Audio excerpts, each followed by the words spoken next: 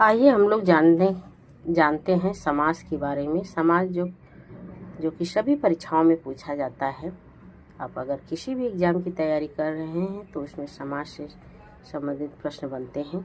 तो आइए हम विस्तार से समास और आसान से आसान भाषा में सीखने की कोशिश करते हैं। तो सबसे पहले समास किन शब्दों से मिलकर बना है? देखिए, समास शब्द जो है सम, अश और घय प्रत्यय को मिलाकर बना है। ठीक है, सम उपसर्ग है, अश धातु है और घय प्रत्यय है। इससे मिलकर समास बना हुआ है। समास की जो परिभाषा है, अनेक पदानाम एक पदी भवनम समासः, अर्थात अनेक पदों का एक पद हो जाना समास कहलाता है। जब अनेक पद होते हैं, पदों का एक हो जाना समास कहलाता है। सम सनम समास, अर्थात संक्षेपीकरण को समास कहते हैं।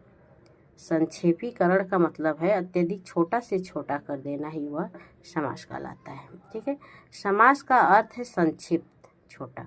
जब दो या दो से अधिक पद परस्पर मिलकर नया शब्द बनाते हैं तो उनके बीच की विभक्तियां लुप्त हो जाती हैं और बना हुआ शब्द जो है समास कहलाता है।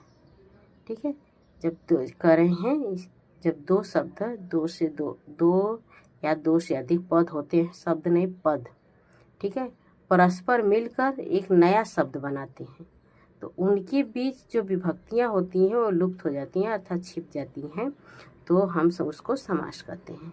विभक्ति लुप्यते यत्र तदर्थस्तु प्रतीयते पदानां च पदम च समासः सो अविधीयते, अर्थात जहाँ विभक्तियों का लोप हो जाता है परंतु उनका अर्थ प्रतीत होता रहता है और अनेक पद मिलकर एक पद बन जाता है, उसे समास करें कि विभक्तियां तो लोप हो जाती हैं परंतु उनका जो अर्थ होता है वो ऐसे ही रहता है। अर्थ हमें ज्ञात होता रहता है, अर्थात हम अर्थ उसको समझ पाते हैं, तो उसको हम समास करते हैं। जैसे उदाहरण देखिए, दशरथस्य पुत्र, दशरथ का पुत्र, दशरथ पुत्र, इसका जो दशरथस्य पुत्र, दशरथ पुत्र।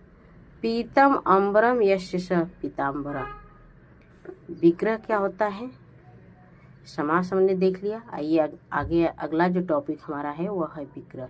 विग्रह किसे कहते हैं? तो वृत्ति अर्थावबोधम वाक्यम विग्रह। समास वृत्ति के अर्थ का बोध कराने के लिए जो वाक्य होता है उसे विग्रह कहते हैं। जैसे पीताम्बर, इस समासिक पद का अर्थ बताने के लिए पीतम अम्बरम